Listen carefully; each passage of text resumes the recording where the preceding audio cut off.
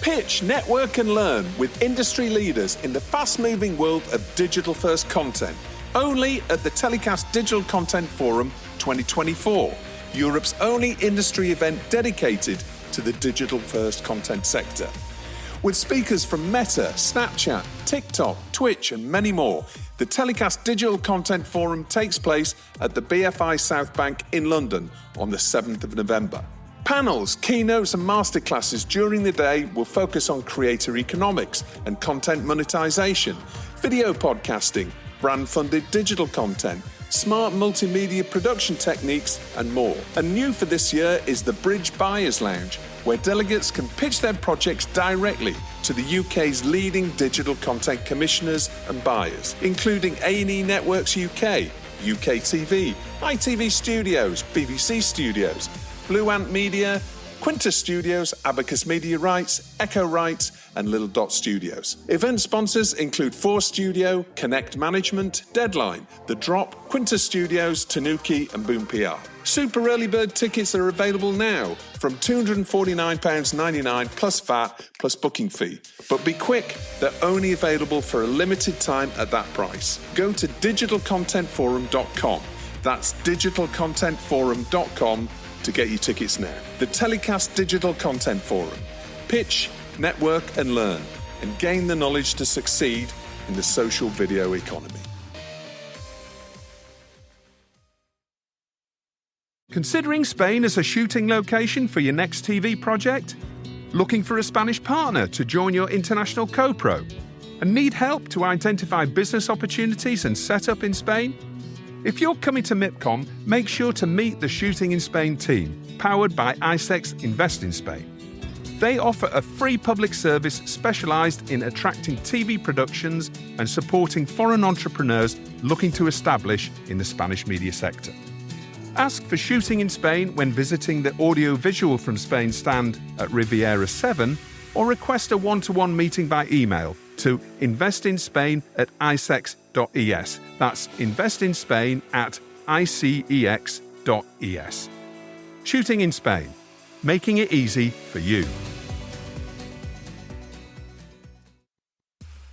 Looking for gripping crime dramas? Don't miss Murder in a Small Town, launching on September 24th on Fox in the US and Chorus in Canada. This premium crime procedural kicks off with a thrilling 90-minute special, set against a stunning Pacific coastline, starring Rossif Sutherland and Kristen Kroc, with guest appearances from James Cromwell and Stana Katic. And coming in 2025, Good Cop, Bad Cop, airing on the CW, Roku and Stan in Australia. Dive into episodic mysteries in Eden Vale, the safest place to live in America. Starring Leighton Meester, Clancy Brown and Luke Cook. Both series are distributed by ITV Studios. ITV Studios. Expect everything.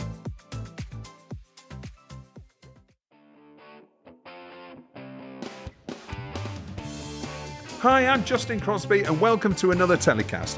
My guest this week is Benjy Leslie, founder of Connect Management, a talent management and brand partnership agency. Connect's known for working with some of the biggest digital influencers, building powerful partnerships and creating innovative content strategies. We'll be diving into the world of influencer marketing, digital content creation and the future of the media landscape. For weekly videos featuring interviews with the movers and shakers of the TV and digital content industries, subscribe to TellyCast on YouTube. Benjy, thanks so much for joining us. How are you doing? Thank you for having me. I'm very excited to be here. Absolutely. Well, it's a real pleasure to have you here. We'll talk about all sorts of things when it comes to digital and influencer and this exploding sector that we haven't really covered off in too much detail on TellyCast before. So, awesome. I'm glad to speak about it.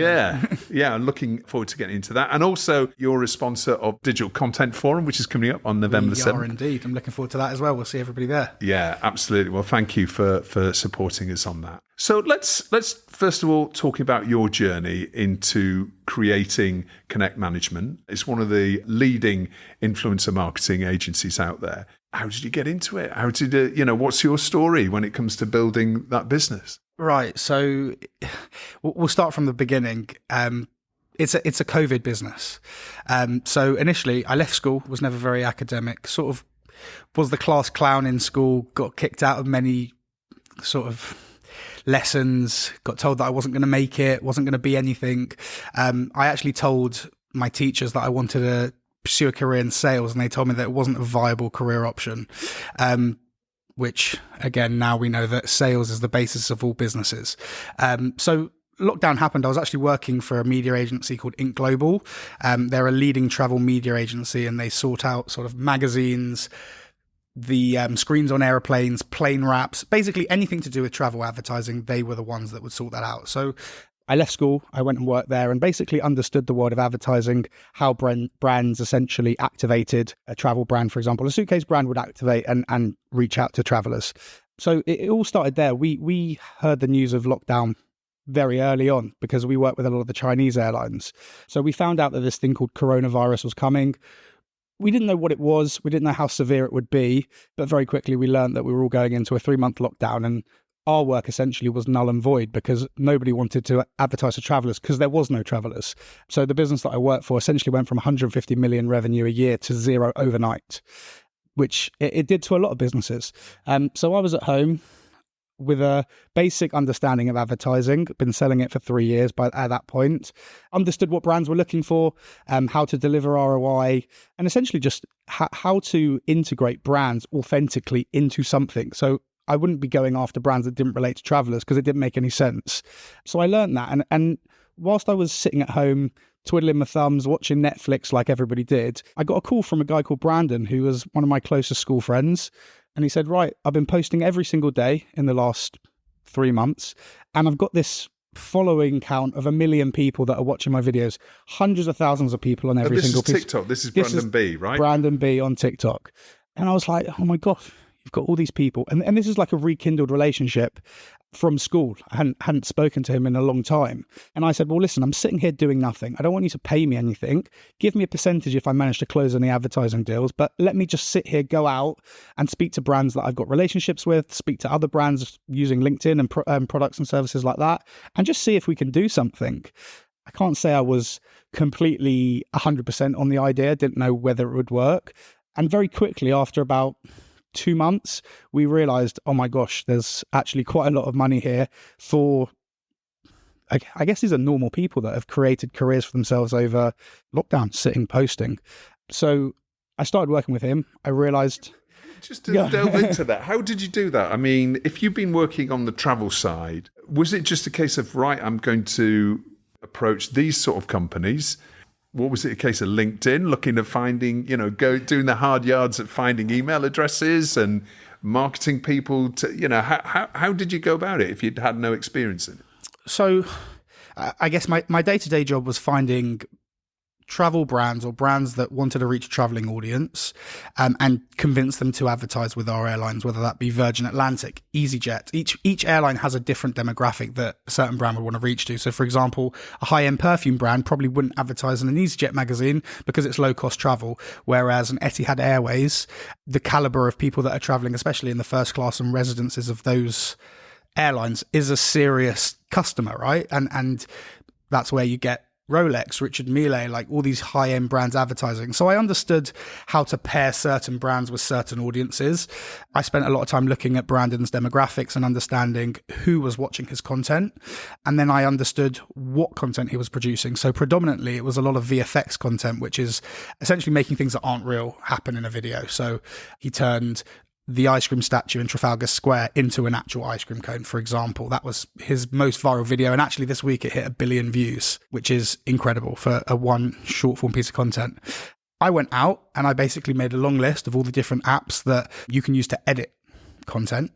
And then that was my first port of action. So I was like, cool, Brandon does all of his editing on Adobe at the moment. How can we switch him over and say, right, well, Brandon's going to edit all of his videos on said platform. That platform became an app called Video Leap, and we worked with them for 3 years as an ambassador. And that was the sort of spark, the start of Brandon working with brands. And the editing apps turned into movie releases, turned into game shows, turned into all these different things that are coming out and needing promotion. We became sort of a go-to for these crazy, wacky videos that would just get hundreds of millions of views.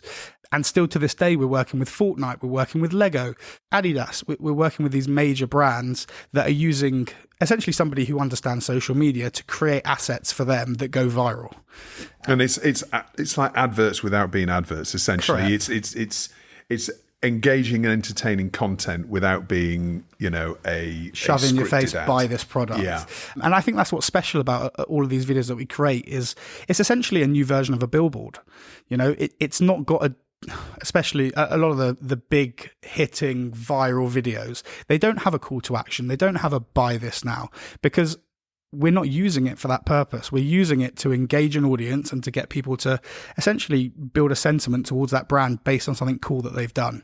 That's sort of the power of influencer marketing. I'm sure we'll talk about it as we get into it, but there are so many different, like I had different airlines that serve different purposes to different customers. There are so many different influencers in this country that serve different purposes based on the brand that you're looking to advertise. For example, Brandon would predominantly not be someone that I would use to promote, for example, a new makeup brand, because he doesn't speak or talk about using makeup. So there's certain things and certain ways that we work, especially as an agency, to pair the right influencer with the right brand and actually create meaningful partnerships that make sense, so that when you're watching it as a fan of that person, you don't think, why the hell is he doing that? Because that feeling is what unsells, especially when it comes to advertising. Yeah. And I've seen a lot of Brandon's content when it comes to like Spider-Man and a lot of video game based videos that he's created, which are brilliant. So was that really that was the big break? That's where Connect Management essentially came from. That was the catalyst. Initially, Brandon was meant to own Connect Management with me, and he was going to be the side of the business that would essentially bring in the contacts from an influencer side, and I would manage all of the brand activations. We soon realized that his life as a content creator basically could not exist if he didn't 100% commit to the content creation. So we sort of went our separate ways in that respect, but obviously I've been his agent for the last 5 years and we've worked on tremendous projects all over the world. But from that point, I realized that, okay, I can make more money here from a selfish perspective from working with this one guy compared to a whole year's worth of salary in my job. So why would I not leave, do something that I understand, that I'm passionate about, work for myself? So that's where it spiraled from. And then I had this eureka moment of like, oh my God, I need to get Brandon to introduce me to everybody that he knows, because if I can do this for him, then surely I can do this for other people. And that's essentially what happened. He introduced me to 2 or 3, became 4, 5, 6 to 10 to 20 to 30. And then I shit myself thinking, oh my God, how am I meant to manage all of these people? It's too much work. And that was like a pivotal point for me. It was a decision of, is this a side hustle in lockdown or is this actually a business? And I decided I was going to go all in and create a business. And I realized that in order for that to happen, I needed to hire people and I needed to build a culture and a team to drive it forward. I understood from Brandon that a lot of his friends that had been in the industry, he'd been in the industry a long time. He was a director and a producer for some social media influencers prior to making his own content. So he knew a lot of the ins and outs of the industry and what's been going wrong and what had been going right. And one of the key things that he mentioned to me was that agents are predominantly known for fucking over people. Yeah. And I sort of took that piece of information and thought, okay, well, good ideas are just ideas done better, right? So with me knowing the main pain point in this industry is that you've got really sleazy agents that are known for saying, hey mate, will you do this for $5,000 when actually it's $50,000 and taking $45,000 margin, or faking contracts, or doing all of these dodgy things that the agents have been known for, as well as obviously the Hollywood agent side, which is even more crazy and messed up. So I wanted to basically create an entity in the UK that was known purely for reputation. I understood it was a reputational based industry, and that one thing, you can make one bad decision which leads to the complete downfall of your business. So everything that I've ever done has been based on transparency. So every single one of my talent managers are trained to show the entire process when it comes to working with influencers. All of our influencers have to sign their own contracts. All of our influencers have to agree in writing if they want us to sign something on their behalf. We are very transparent in that regard because I want to keep that relationship with our influencers that they can trust us. And I feel like as soon as the trust is lost, that's when the downfall begins, and we're not interested in that happening. That's a very simple, straightforward approach, and obviously it's working. Tell us about the size of Connect now as a business. Sure. So Connect began as a talent management agency, essentially managing talent at a margin, organising travel, hotels, like all the basic stuff that an agent would organise. And to be honest with you, that's where I thought the business would stay, but it's really taken off in a few different directions. So the talent management side of the business is about 20 staff, and we look after 150, 160 influencers exclusively in the UK, all in varying sizes. Some require one-to-one management because they're bigger. Some require a few check-ins every few days. Some require constant communication. It depends on who they are.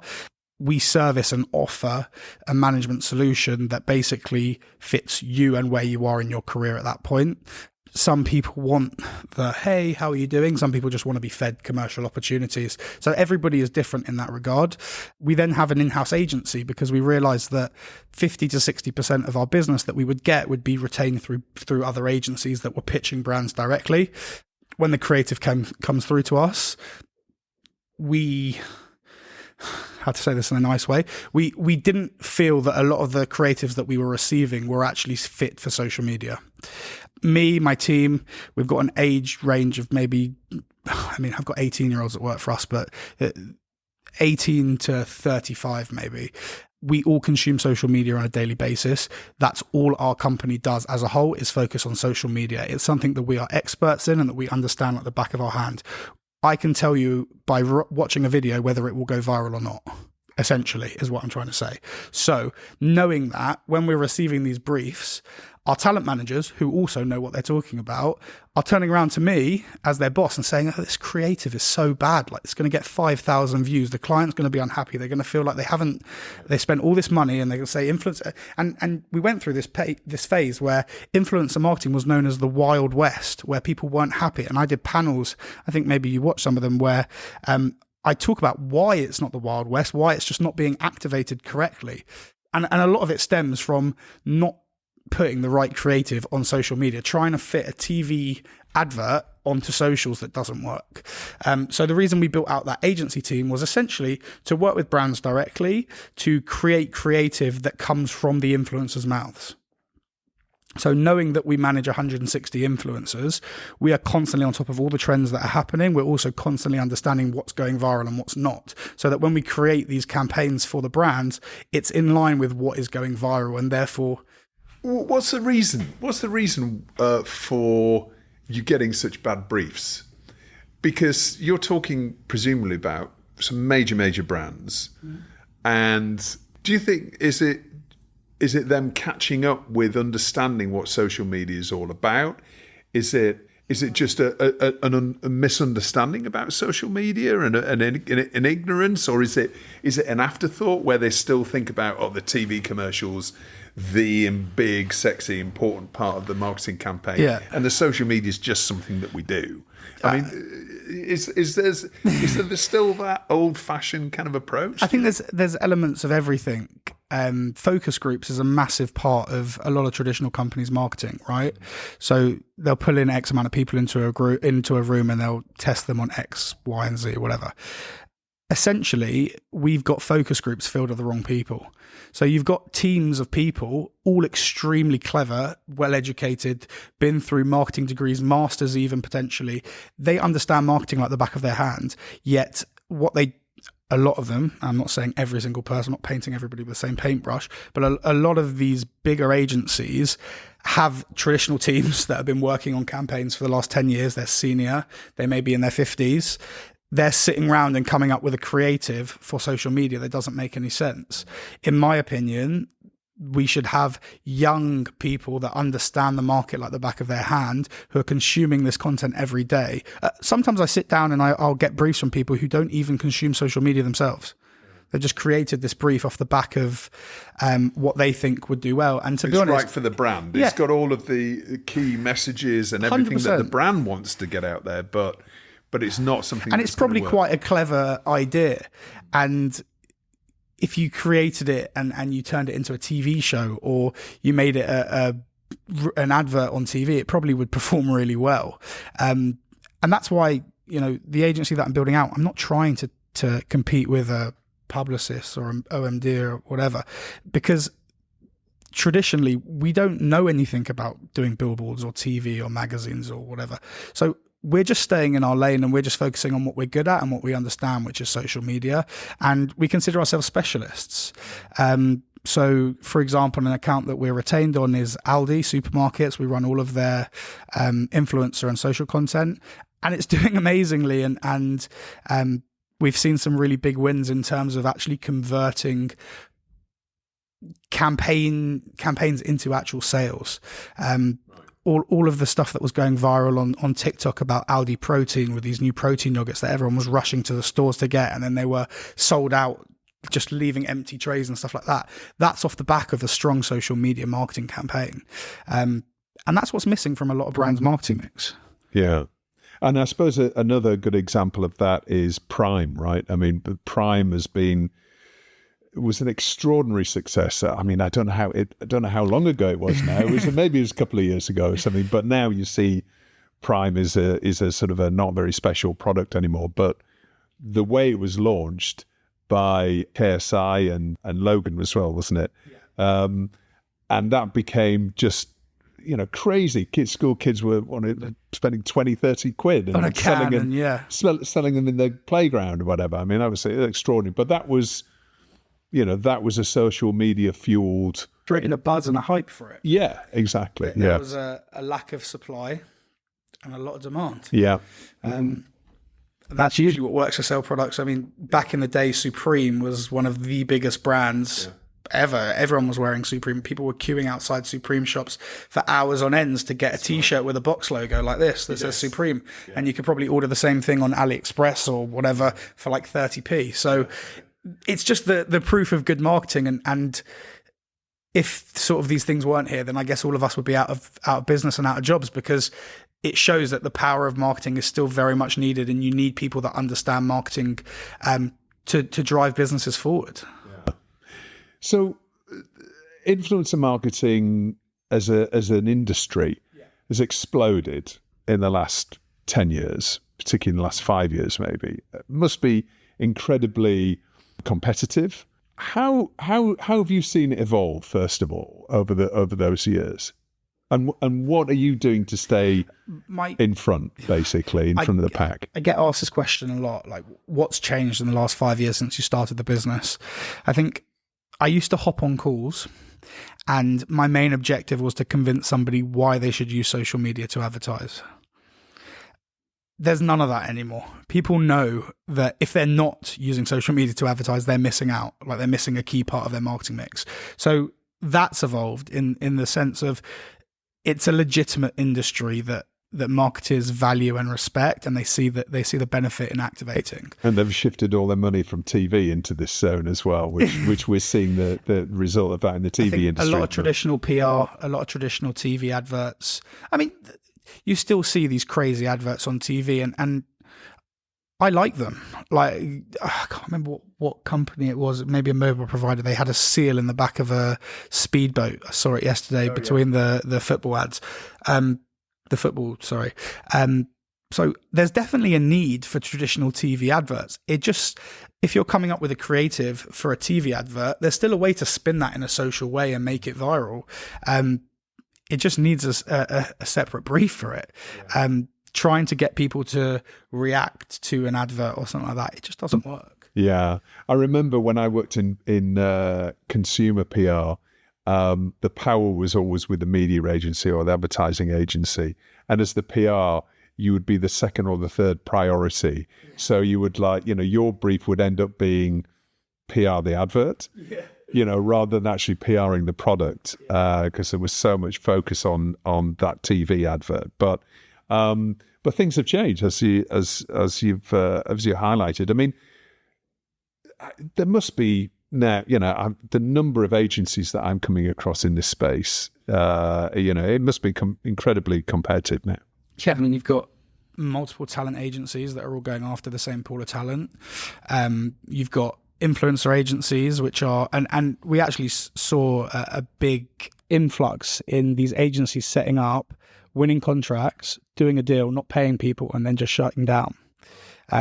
Last April, that was very, very prominent in the industry, and a lot of my friends who all own different agencies or talent management companies were getting stung by essentially just agencies that didn't manage their cash flow properly and hired based on contracts that they had at the time, fulfilled the contracts, lost the contracts, had all of these staffs and overheads, had to make everybody redundant, realized that they couldn't make the company work.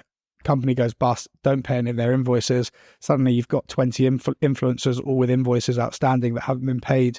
You're being told to go through the insolvency lawyers and whatever, which you just know you're never getting a penny of that. So, yes, it's rampant. I think it's important for brand. My main thing is at brands is you need to be doing your due diligence when you're hiring an agency to work with you, because it's very easy to have a nice website and a cool Instagram page without, and you may do a really good pitch and really have a great idea of how the campaign's going to look, run the campaign great. But if you don't pay those influencers, the negative impact that then has, say you hire 50 influencers to work on a campaign, you've now got 50 angry influencers with a load of followers and a load of power, all saying this brand never paid me. Yeah. I reached out directly to a lot of these brands. Some of them are very big blue chip corporations who essentially turned around and said, we've already paid the agency, we're not going to pay you twice. And my email back was essentially, well, you owe it to those creators. You're the person that chose that agency. Granted, it wasn't an intentional decision, but the decision that you've made has cost all of these people money and you guys your reputation. And I haven't had one come back yet and offer to actually pay it because they don't want to pay it twice. So do you think, I mean, you made the point earlier on, you talked about it being the Wild West, or it used to be the Wild West. Is it still? I'm sure there's elements. There's definitely elements of it being Wild West-esque. With exactly these sorts of situations where agencies just pop up, take a quick bit of cash. It's equivalent to all of these like crypto rug pulls. It's like quick in and out, make some money. How can we leave? That's something that it doesn't work in any industry and all that. Is there a code of conduct, or is there any sort of association of So you've got the ASA, the Advertising Standards Agency, that will essentially be the rulers on everything social media. They tend to go after a lot of people that are, for example, not disclosing that they're using adverts, posting adverts, or brands that are promoting themselves without claiming that they're promoting. The same way if you do a magazine advert, it has to state that it's an advert, or if it's an advertorial, it has to state it's an advertorial. So that's sort of their focus. As an agency, we're part of the IMTB, which is essentially a conglomerate of different agencies, management companies, etc. And they do like monthly meetings talking about all the different guidelines, new rules, regulations and stuff like that. So I guess my advice would be to use an IMTB regulated agency, because those are people that pay a subscription every year to actually understand what's legal and what's not. And I think that if you can afford to pay that yearly subscription, you're probably a substantial enough agency that is not going anywhere, if that makes sense. A lot of these two-bob, smaller pop and drops, whatever you want to call them, they're not spending thousands and thousands of pounds to seem legitimate. They're not. Yeah. So let's talk about influencer management then. What are the common challenges that you face when it comes to working with brands and influencers? What are the main pain points that you have to deal with? There's plenty of pain points. I think you've got the pain points of working with influencers, you've got pain points of working with brands, and then I guess the pain points of just being a business owner and running a business and managing a team. We didn't actually finish off the bits about the size of Connect, but we're at 37 employees right now. So a substantial business. I wouldn't consider us a startup anymore. So yeah, I think from a brand side, a lot of brands are getting a lot better at handing creative freedom to influencers. This is a piece of content that's going on their pages. It's a page that they have run since it started. They understand what's going to perform and what's not.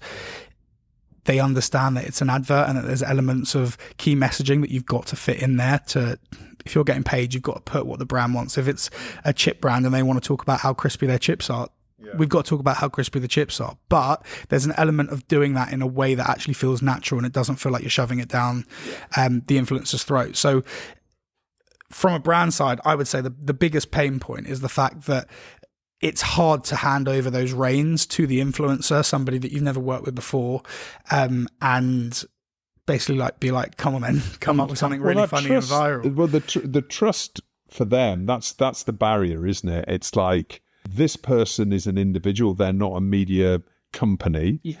This is one person who's maybe creating content in the bedroom. They may have 2-3 million followers, so hugely influential, but not necessarily regulated.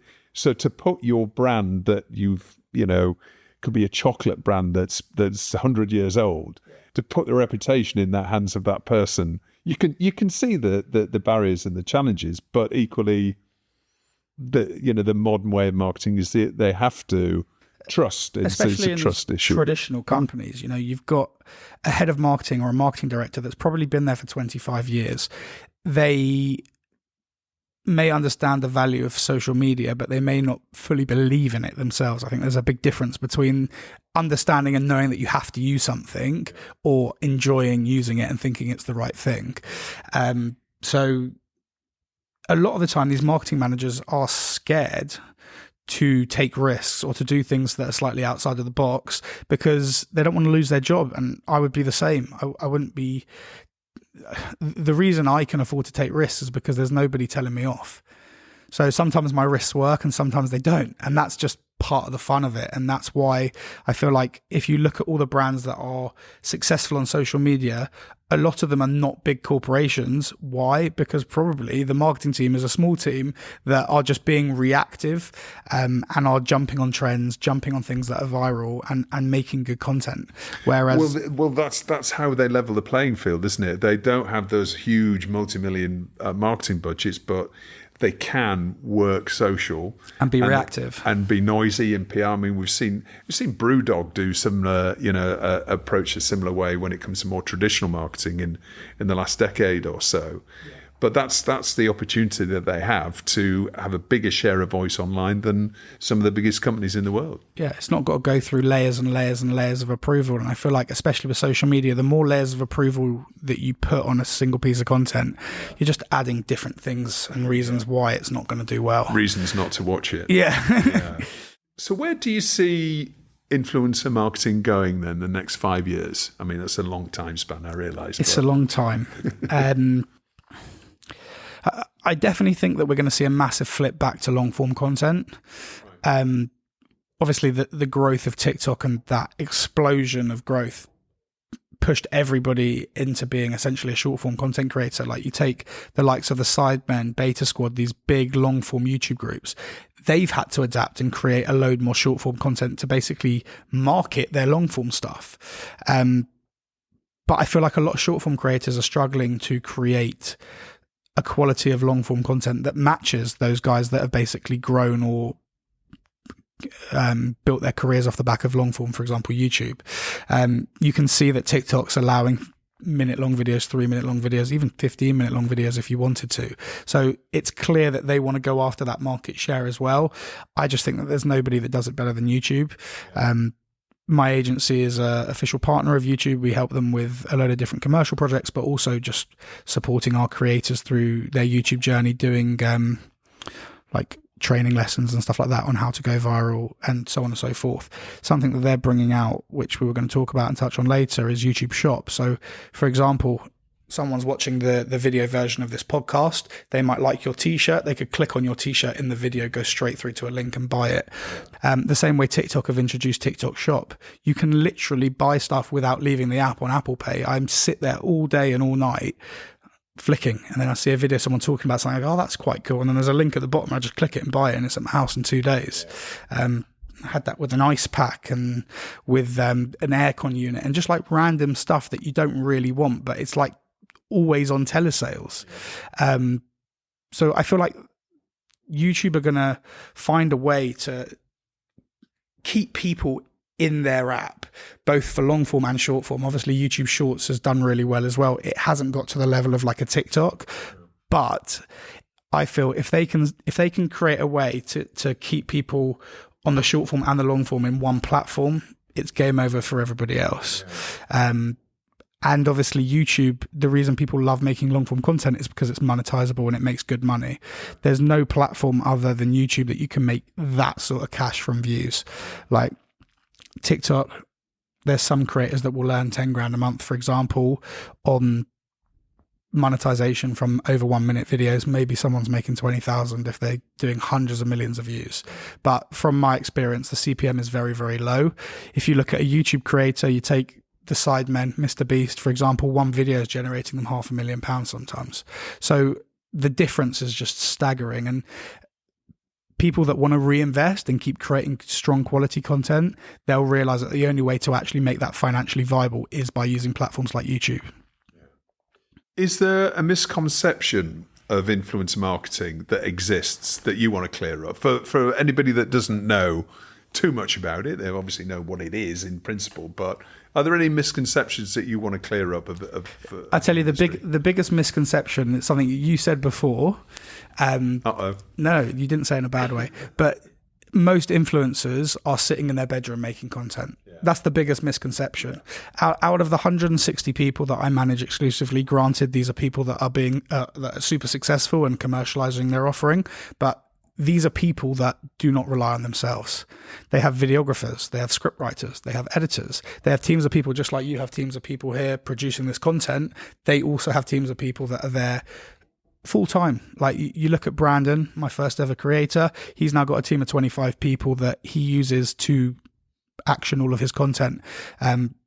Luke, a guy that I work with, who is like one of the most talented presenters that I've ever worked with, bundle of energy. Any room that he walks into, he is just eyes on him. Everyone is obsessed and he wins so much business. Is this Luke Vernon? Luke Vernon. Yeah. So I'm sure you've seen him. He's also going to be part of the digital content forum. So I'm looking forward to having him. You'll see him talking and see how he sort of grasps a room and really just engages everybody. He's got videographers, script writers, people behind the scenes doing his accounting. Like, this is a proper operation of 5 or 6 people just to create content for one person, for one channel. And that's the misconception, is that these people are just go viral on TikTok, suddenly become unprofessional, come into loads of money. These are people that are running businesses. The successful ones, the ones that are working with lots of brands, that are doing lots of activations. It's not just one-man bands. This is teams of people that These are mini studios, essentially. Correct. The studios of tomorrow. Correct. And that's something that as a management agency, we're trying to really push on all of our creators is, we're going to make you some money. That's fine. But we want you to actually do something with it. We don't want this just to be a one and done. Yeah, you're going to be here for 5 years, make a load of cash, and that's it. How can we create podcasts? How can we create shows? How can we create product launches? How can we create all these different things that will add different... My analogy, whenever I have a new talent signing, is your business is a table, right? If your table has one leg, aka brand deals, if I come and boot the shit out of your table, you're done. Where else are you earning money from? You need to have a podcast leg, a monetization leg from YouTube. You need to have a business that's generating revenue. You need to have this, that, and the other. If someone comes and kicks your brand deal money, okay, that's a bit of a shame, but you've got so many other different legs that you aren't affected by it. And that's how you've got to think as a content creator. You've got to be in the mindset that, okay, this could all switch off tomorrow. So what am I doing to give myself longevity? Well, they already have to do that because the different platforms that they're publishing on and the different algorithms that could change at any minute, right? Yeah. And all of a sudden YouTube monetization might drop by 50% overnight. And they're used TikTok to that, gets right? banned, and then suddenly, okay, how am I doing any brand deals on TikTok anymore? I've lost 60% of my revenue. Yeah. Okay. But how are you diversifying your offering? How interesting is TV to your clients? In terms of the brands that we work with? No, in terms of the influencers that you work with. TV it's funny because traditionally it doesn't pay very much money. It comes with a lot of headaches and a lot of hard work. Like, you're on set for hours and hours. Can you do that again? Can you do that again? I'll say that again. It is a tough industry, yet everybody wants to be a TV star, no matter where you've come from. And the reason I think that is because, so if I ask my grandma, for example, to take a look at a video that I've gone viral on, her reaction would be, oh, that's lovely. If I showed her me on a TV show, she would lose her mind. It would be the most amazing thing. She'd be posting it on Facebook. She'd be taking pictures and showing every single person she meets for the next 2-3 weeks. That is their scale of success as a celebrity, right? Or as somebody of influence. So that's personal validation, It's really, personal. rather than commercial. Correct, but I think that a lot of these guys are seeking that TV appearance so that they can have validation from a lot of the people in their lives that may consider what they're doing as not a real job. There's a lot of traditional parents out there that even if you showed them a paycheck for £1 million a year from social media, they probably still say, yeah, but it's not going to last. When you're going to get a proper job. When you're going to get a proper job, right? Yeah. So it's a case of that traditional being in the charts when it comes to music, being on a big TV show like I'm a Celebrity, Celebs Go Dating, Come Dine With Me, all of these different things. It may not do that much for that specific person's career, but it's something that they're deeply desiring to do, basically. Yeah, and they also have the traditional media interest around that when it comes to newspapers and exactly. traditional media organisations. Yeah, I think there's definitely a change coming where TV shows will have to use these influencers, creators in their shows. You take I'm a Celebrity, they've got Nella Rose, Sam Thompson, like these people that traditionally are social media influencers onto TV, and look at the way that it's flourished in terms of numbers and in terms of social activations. Like social media, for the first time in a long time when it had Nella Rose on, was full of clips of I'm a Celebrity. It was never full of clips before that. Why? Because you've got young people talking about it. That's literally it. So it's a case of, it's going to happen. It's going to happen. Like it's a slow, you've got to keep the traditional TV viewers happy. You can't just make it a full influencer show, because half of the people that watch that, probably actually 75% of the people that watch that, are going to just be like, well, I'm not interested in watching that anymore. But at the same time, they want to attract this younger audience that is glued to their TVs. When I meet with my friends and we sit around a television, we don't watch Netflix or Amazon Prime. We're watching YouTube. That's what we watch. And I feel like it's better. It's short 20-minute or 10-minute bursts. Everyone can suggest a different video. It's not like you're sitting down and you're committing to a 2-hour movie. And that's sort of where the world's evolving to. And now it's time for Story of the Week, where my guests get to highlight the TV or media industry story of the past 7 days that's caught their eye. Benjy, what's your story of the week? Right, so my story of the week is leading on from all of the football stuff that we've been discussing in the back, the behind the scenes, whatever you want to call it. We did. You're a Leeds fan. Will Ferrell's obviously invested in Leeds. My agency, my family were invested in a football club called Eastbourne Borough. Obviously, got Ryan Reynolds, you've got Tom Brady. Yeah, well, that's it. And actually, thank you very much for my shirt. There you go. There's the Eastbourne. There you go. Get the Connect logo in the there side. You go. Yeah. Oh, yeah. The Connect logo on the sleeve. There we go. There we are. We're sitting second in the league whilst this is being recorded, so we're in a very positive place. Okay. Brilliant. But yeah, no, it's the mix of, I guess, celebrities moving into football and seeing that as a viable investment or a bit of fun, whatever it is. I mean, look at what Ryan Reynolds has done with Wrexham. They're in League One. I mean, that is ridiculous. You've taken a club that had a substantial following, but in terms of the footballing ability, were not really there. Pumped in 30-40 million pounds, I believe it is, and taking them all the way to as close to the top as possible. Pumped in his star power as well, and making sure that they get a streaming show out of the back of it, and then build an international fan base. They've got a proper international fan base, and I guess that's key to what we were talking about of, like, how do we take celebrities / influencers and turn them into something that has legs and longevity.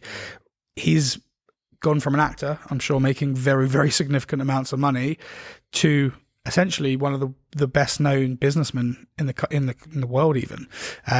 What he's done with Aviation Gin, with Rex, and with all these different brands, he's essentially just become the face of the brands. He's realised, cool, people are paying me millions of pounds to advertise their brands, and I'm sort of, I'm making a paycheck, but actually they're probably making 20, 30, 40 fold what I'm making. So surely if I just buy these brands as they're not nothing, but smaller brands, put my face to it, I can create these dominant brands in the industry, and he has, and I'm sure he will continue to do so. And this is what we're seeing more and more influencers doing themselves, creating their own brands, maybe doing licensing deals with Iceland Supermarket or whichever media brand out there. But basically, and this must be something that you're very much focused on, is moving your clients into creating and launching their own consumer brands. 100%. I think that it's important to, for example, if I'm a travel influencer, I need to be thinking about what I can create that fits my niche. I don't think it's relevant to just start thinking, cool, I'm an influencer that does presenting, I'm going to own a beef jerky brand, because what's the relevance, right? So it's important to make sure that whoever you are, you're not, a lot of the time, you're not on the level of a Ryan Reynolds. You can't just buy a football club, be the face of it, and suddenly have success. You can't just buy a gym brand. So there has to be some form of synergy there. Why is that something that you want to do? There has to be some sort of storytelling behind it. I had clients that were desperate to make a board game. We made that happen for them because their content revolved a lot around basically playing games as a family. We thought, all these people, you're advertising Monopoly and this, that, and the other, all these different brands. Why don't you just create your own game, bring together all the pieces of what you think is a good game and put it in together? And I think that sold 10,000 units in the first week or something like that. So there are multiple brands that we're working on. A lot of the time now, from my perspective anyway, as a Connect thing, we're doing a lot of these shows where traditional TV channels will obviously spend a lot of money on producing these formats that are owned by them, and then they'll pay people appearance fees or whatever to be in them. We are creating shows that our influencers not only own but also host, so they're in control of the full 360. And what we're hoping is that we can produce these IPs that then eventually will get bought out by your Amazon Primes, your Netflix, your YouTubes, etc. Your Banijay's, your Fremantles, and all the distribution companies. Exactly. Interesting. So an example of one of them is a new AI dating show that we're still testing, but it's in the production line, and it's a mix of a few different concepts that have all worked really well, jammed into one with a really engaging presenter, some really fun guests, and that's the sort of thing that's a business in itself, creating a format and an IP for an influencer that they own, that they pioneer, they choose the scripts, they choose who's coming on, and they feel like they're part of something rather than just being asked all the time, here's a fee and come on this show. And how about Hero of the Week then, Benjy? Who's your Hero of the Week? Right, my Hero of the Week is a guy called Zach. He works for Eastbourne Borough Football Club. He's in charge of all the social media, and he is doing, you should check it out, probably one of the best jobs as a social media manager in lower league football. We've got 117,000 followers on Instagram, 45,000 followers on TikTok, all in the space of a year. Did you bring him into Eastbourne, or was he there before? No, we brought him into Eastbourne. Right. He was actually working with Brandon B. Oh, right. beforehand. Okay. So he's got chops. And he's got chops, yeah. And Brandon's trained him very, very well. But yeah, just crazy virality. You've got to remember that Eastbourne as a team has a small fan base of maybe 3,000-4,000 people. These are global audiences. These are astronomical numbers based compared to what we're seeing. And it's just spreading eyeballs. Off the back of the work that he's done, we managed to sell a player from Eastbourne Borough, which is a lower league football side, not a footballing league team, to the Premier League, to Wolves, for a record fee in the league. And that is just product of what Eyeballs does. He scored 5 goals in one game. We made a compilation. Wolves saw it. They thought, wow, that's amazing. Let's get him in for a trial. And suddenly we sold him, and he's living his life as a Premier League footballer. Social media football scouting.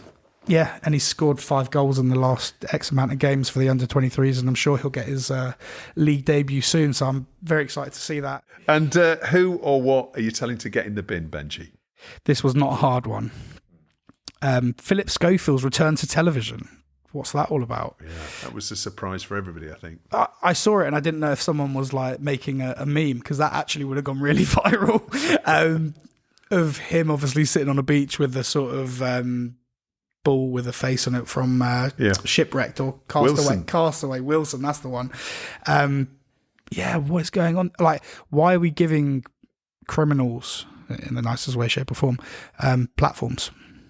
Yeah. You've got travel influencers, super viral travel influencers that could have led that show, and it would have performed 10 times better. It probably would have cost a fraction of the amount, because they probably paid him a stupid large appearance fee. And if anything, it's just created more negativity about him. You wouldn't bring back all of these crazy people and give them a TV show. It's quite bizarre, really. And I don't know whether that just shows the mindset of some of these producers in TV and what they think people actually want to watch.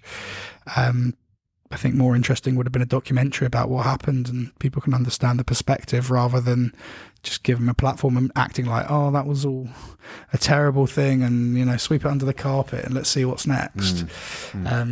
It does feel like somewhat of a press washing exercise and getting ready for the next stage of the TV career, but we'll see. We've seen many celebrities do similar thing in the past few years, but okay, well, Philip Schofield's getting in the bin. Benjy, thank you so much for coming on TellyCast. It's been brilliant to chat with you. Really interesting, everything that you're doing over at Connect Management. Congratulations on your success. Thank you very much.